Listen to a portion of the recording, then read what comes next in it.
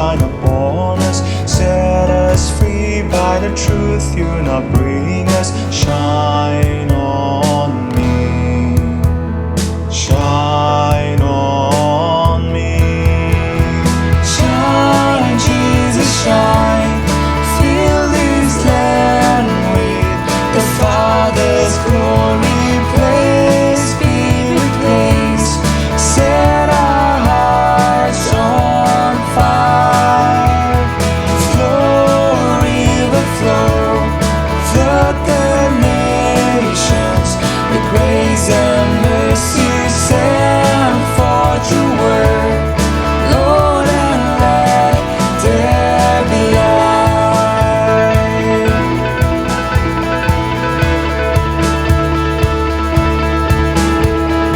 Lord, I come to your awesome presence from the shadows into your radiance. By the blood I may enter your brightness.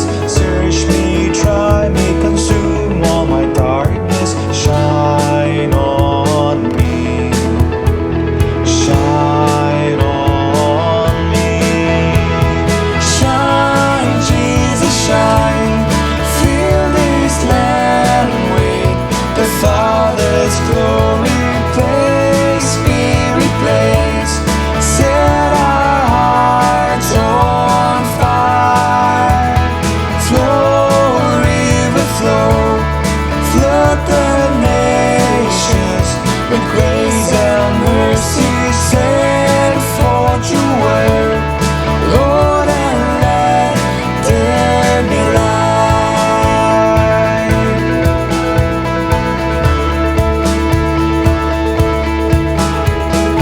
As we gaze on your kingly brightness, so our faces display your likeness, ever changing from glory to glory.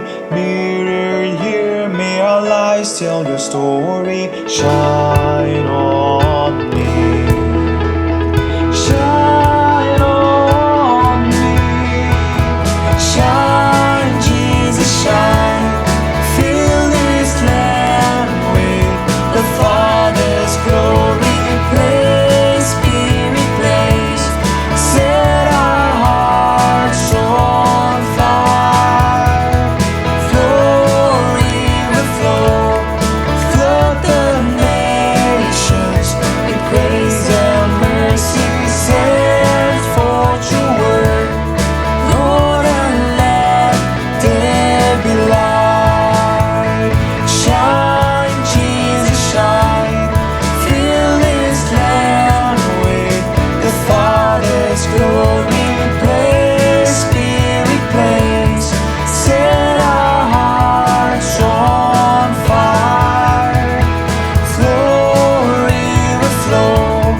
Flood the nations with grace and mercy. Send forth your word, Lord, and let there be light.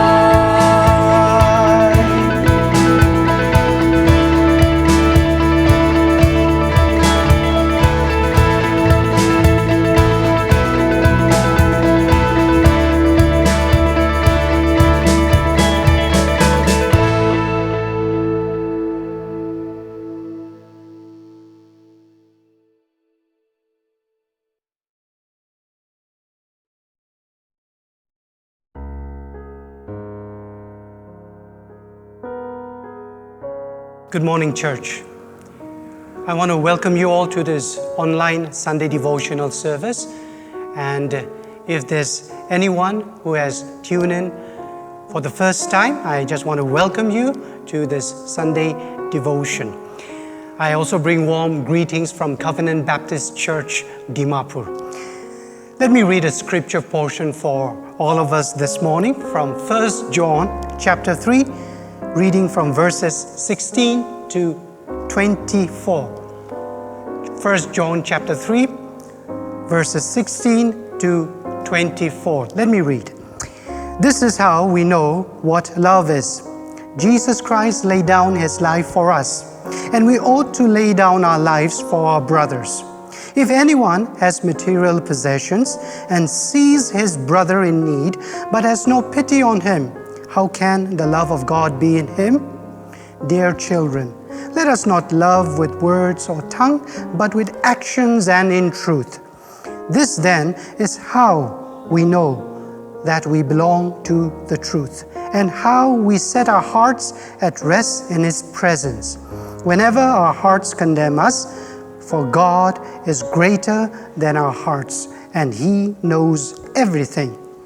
Dear friends, if our hearts do not condemn us, we have confidence before God and receive from Him anything we ask, because we obey His commands and do what pleases Him. And this is His command, to believe in the name of His Son, Jesus Christ, and to love one another as He commanded us. Those who obey His commands live in Him, and He in them. And this is how we know that He lives in us. We know it by the Spirit He gave us. This is the living Word of God. I would also like to make an announcement. If there's anyone who wants to be prayed for or who seeks counseling, the CBCD office is open for you 24/7. We can either do it through phone or through Zoom. And so for this, let me also give you some details. All you have to do is just call up the CBCD office, which will be projected in the screen. The CBCD office number is 7005-882424. 7005-882424. And if there's someone who wants counseling, you can also call up in this number. It's 70058-30447. I repeat, 70058-30447. The office will be happy to pray for you and also talk with you and encourage you. So you're most welcome to call us whenever need arises. I would like to encourage all who are a part of this devotion to quieten your hearts as I lead in a time of prayer. Let me pray. Hallelujah, loving Heavenly Father, I just want to thank you so much for this day and for the gift of life. I thank you, Lord, that even though we cannot come to the church and worship you, you have opened up an opportunity for us to worship you online, even from our very own rooms. And so I want to say thank you for that the message, the gospel, will never be stopped, but would penetrate whatever the situation may be. Lord, as we know that the situation in and around the city, in our state, in our country, and all around the world is just getting from bad to worse. There are a lot of people living in fear, in uncertainties, with a lot of doubt. Lord, in all of this, it is my prayer, Lord Jesus, that instead of focusing in areas that would only make us worry, Lord, teach us to humble ourselves, that our focus will be upon the cross, that our focus will be upon the things that are above and not on the things that are here in this world, Lord Jesus. Loving Heavenly Father, may you guide us, may you lead us, and may you protect us, Lord, from this virus, Lord Jesus. I pray for the frontline workers. I pray for all those people involved, Lord God, to make our community more safer. May you bless them. May you protect them and keep them safe, Lord God. And I pray, Lord Jesus, in all of this, Lord, that we will only, Lord, focus upon you and know that you are in control of the situation. I want to pray for the Sunday school children as well of CBCD, the youths also.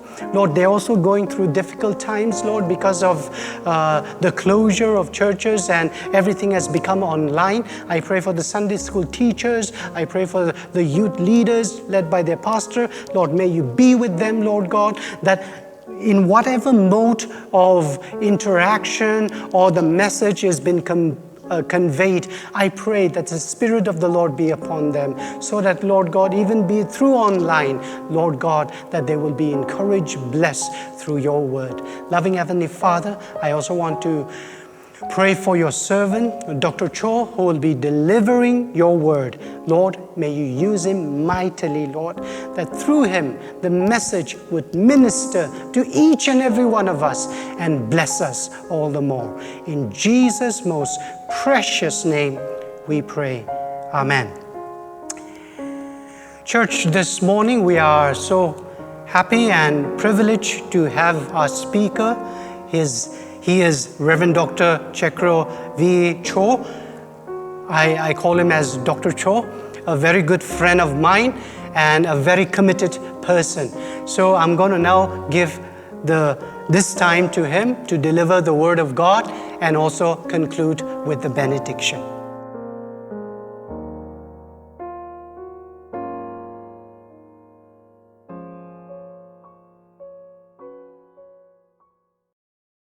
Dear fellow believers of Covenant Baptist Church at Dimapur, how wonderful it is for us to come together again to worship our God together. I'm grateful to Pastor Yabang for facilitating this get-together online to worship our God together this morning. This morning I feel prompted to share something that is very familiar to all of us, but very vital for our faith and action as Christians, and that is love. Love is not foreign to us. In fact, it has become a cliche for many Christians, a word redundantly heard without much thought. We hear about love and talk about it very often. We use the word love all the time. But the authenticity of our love for God and our love for our neighbors remain in need of revisitation. I would like to base my homily on 1 John 3:16 to 24, entitled Living Out the Love of God. Living out the love of God, or becoming the embodiment of God's love in this world. The key theme of 1 John is the test of reality in Christian life. The letter has two main purposes. First, to encourage its readers to live in fellowship with God and His Son Jesus Christ. And the second is to warn them against the following false teachings that would destroy their fellowship with the Lord.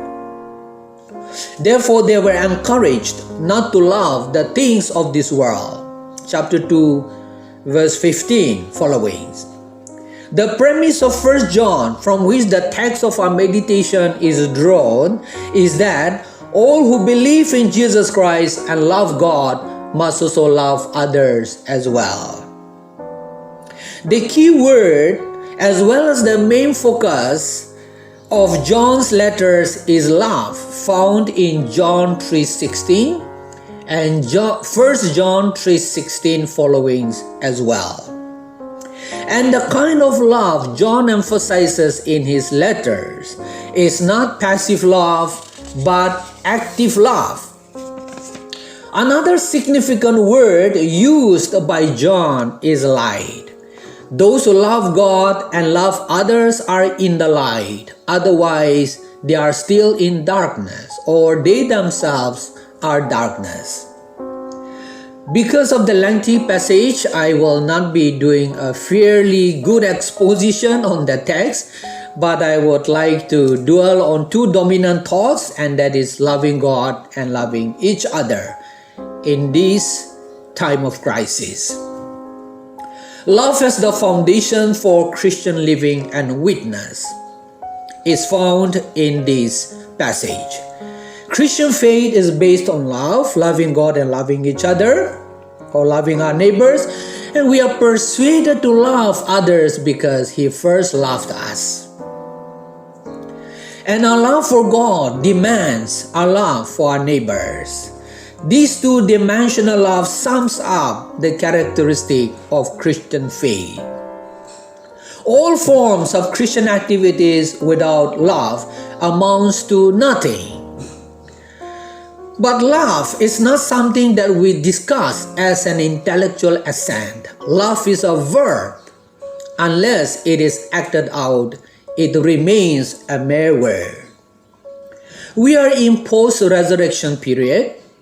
Last Sunday was Pentecost Sunday, which means 50 days after the resurrection of Jesus Christ. Jesus came so that we will not only hear about love, but we will experience love. He came in love, He served in love, He suffered in love, He died in love, and He resurrected to give us the hope of eternal life motivated by love. And all those who keep His commandments will experience that love of God. And so His first commandment is that we love God with all our hearts, mind, and soul. And the second is to love our neighbors as our own self. And neighbors are not only people who live next door to us, but anybody within our reach who might be in need of our help or our assistance. So living out the love of God after Christ's own likeness is the intention of John writing to his readers. When we look at verses 16 following, this text begins with the concrete reality of love known and lived by our Lord Jesus Christ Himself. Looking at the preceding verses, in verses 12 through 15, in contrast to Cain, who robbed his brother of life, Jesus laid down His own life for us. According to Brian Peterson, John is not interested in explaining just how Jesus' voluntary death benefits us. The point is that Jesus' act on the cross is the deepest meaning of love. And so Jesus Himself defines the character of the church's life based on love. John 10:11 to 18 tells us that the good shepherd gives his life for the sheep. The ministry of Jesus on earth for which He came was not for Himself but for others. He came to give His life a ransom for many, motivated by love. The example Jesus Christ demonstrated was one of a kenotic ministry, self-emptying in obedience to the Father for the sake of others. John seems to be saying that our love for our Lord Jesus Christ demands that we emulate Jesus' attitude and His actions as well. To love our neighbor as ourselves is an overwhelming commandment. It's overwhelming because it seems to demand that, I quote, I tear the skin of my body and wrap it around another person so that I feel that I am that other person. And all the longings that I have for my own safety and health and success and happiness, I now feel for that other person as though he or she were me, unquote. This is the word of John Piper. Pretty much difficult commandment. It is an absolutely staggering commandment because the present generation seems to be caught up with the attitude of self-preserving, self-exalting, self-enhancing, self-esteeming, and self-advancing as human beings. It is extremely difficult to consider others better than ourselves and love others as much as we love ourselves. John Bloom suggests a possibility. He said, the most loving thing we can do for others is love God more than them. For if we love God most, we will love others best. Bloom goes on to say that those who have encountered the living Christ understand the depth of love and breadth of grace that flows out from them towards others. When they themselves are filled with the love of God and all He is for them and means to them in Jesus Christ. And they know the comparatively shallow and narrow love they feel towards others when their affection for God is ebbing. There is a reason why Jesus said the second greatest commandment is like the first one. If we love God with all our heart, we will love our neighbors as ourselves. It functions like faith and works. If we truly have the first, the second will follow naturally. But if God is not the love of our life, there is no way we will truly love others and our neighbors, for we will love ourselves supremely. Many Christians today often misplace love in their lives. Faith has been often exalted as one single and major component that encompasses everything. But in Christianity, it is said that faith alone cannot stand. If there is such a thing as that faith is a faith separated from love. The Apostle Paul told the Christians at Corinth that faith, hope, and love abide, but love is the greatest. Sometimes what we talk about the most is least experienced. For instance, today, peace is a buzzword globally. We appreciate committees at all levels, and we congratulate them for their efforts, yet news of hatred and violence continue to be heard across the globe. One of the latest ones is news about Israel and Palestine. Another typical example right now is the situation in Myanmar since February 1, 2021. The military coup that has led to mass protests and the military's retaliation against the protesting civilians that has eliminated more than 700 lives and still counting. It has not only affected the people of Myanmar, but it has affected the whole world. There are multiple highly esteemed organizations that can reach out to the hurting people in Myanmar, but love seems to be thin. They are more concerned about the protocols than the lives of the people. Perhaps we must be, or say the world must be talking about love instead of peace. There can be no peace without love. The scripture also tells us that love is greater than hope, and therefore the hope of peace or the hope for peace must begin with love. There is no religion in the world that has its foundation based on love. Islam is based on brotherhood.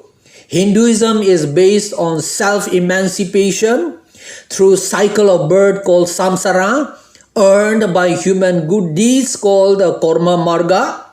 Buddhism is based on self-actualization called nirvana by practicing fourfold truths and eightfold paths. It's only Christianity that is founded on the love of God. Therefore, we are to love Him in return and love our neighbors as well who love Him and all those who might not know the Lord or love Him either. Love can change the world, and we all must play our parts according to our abilities. We are ardently taught about the love of God and the reason to love God. However, to love God is to love one another is not being taught enough among many Christians. Now the pandemic caused by COVID-19 is a global crisis. India is still facing overwhelming crisis. Over 2,000 new cases every day, positive cases, still over 2,000 deaths every day. Thank God it has dropped. But we never know what lies ahead. Some scientists are predicting a more serious situation in the days to come. Only God knows. Some churches are trying their best to show love not only to their members but to the people of all castes, creeds, religion, and races. We are glad some of our churches in our own context are coming forward to make the world feel that there are loving people. Our churches here can do a little better though. I keep wishing that Christian leaders are counted as frontliners in this time of crisis. Besides the pandemic, the world isn't becoming a better place to live in, but the reverse is true.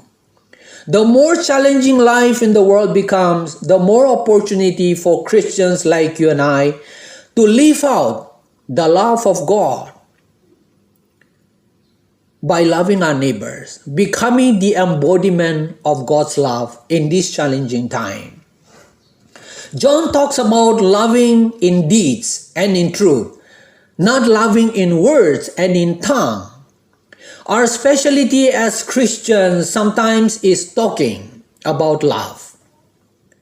But walking the talk is what we all can do a little better. As we learn to love each other by loving God and loving our neighbors, we must shift from member care to witness, from church mindset to kingdom mindset, motivated by love. I have heard that a lot of churches are taking care of their members, but we can go beyond taking care of our own members in need and also venture out to the world to help the needy and avail the opportunity of God's mission in this new normal. John also reiterates the vitality of loving our neighbors in 1 John 4:12. No one has ever seen God, but if we love one another, God lives in us and His love is made complete in us, so that the world will know that we are children of the living God. Lately, we have heard about colonies not allowing the dead bodies of their members, in other words, their villagers, or colony members to be brought to their colonies. In spite of medical experts explaining very clearly that dead bodies do not spread virus, and the government protocol is clear that dead bodies can be taken by the family members to the common burial ground or to their colonies as well. But this is not happening. It's hard for us to digest. Respect for the departed soul and empathy for the bereaved family is completely done away with, or to a very great extent. We know we need to be really careful, but apparently right now, fear is bigger than love. Rules are stronger than compassion, and this is not the Christian principle of life and service. Dear fellow believers, while we love God and love our neighbors, let us also advocate Christian love and compassion among our fellow believers and people around during this time of crisis. We have a tendency to think that the pandemic situation has hindered the ministry of the church. But the reverse is true. The pandemic is opening up a new mode of ministry for everyone. We cannot go to mission fields now, but God is sending mission fields to where we are. And therefore, we can all do what we can do. And so, if you still remember what I preached last time when I came to your church last year, I say that there are many frontliners, members of Covenant Baptist Church, caregivers, leaders, and they are doing tremendous job in this fight against the COVID. But even if we are not frontliners, we can all do our part. We can all reach out to one who is hurting. We can all reach out to one who is in need. And that is to live out the love of God in our lives, especially during this challenging time. May the Lord motivate us with His love, to love others just like He loved us. God bless us all. Let us unite our hearts as I pronounce the benediction. Oh God, our dear God, we thank You from the bottom of our hearts because You have watched over us in the past, and we know You are watching over us even now. And we have the conviction that You will see us through even in the days to come. Oh God, we thank You also for giving us an opportunity to come to worship You together, listen to Your word, to be edified so that we can go into the world to live out Your love. Our spirit is willing, O God, but our flesh is weak. Bless us, O Lord. Strengthen us. Protect us when we are vulnerable. Encourage and motivate us when our countenance is down. Strengthen us when we are weak and tired. Equip us to do Your will, O God, to remain strong all the time. And dear fellow believers, even as we disperse from this worship setting and move out into the world, may the grace of Jesus Christ our Lord, the love of God the Father, and the fellowship of the Holy Spirit continue to surround us, to keep us strong, and to keep serving our God, the God of love. In the name of God the Father, the Son, and Holy Spirit. Amen.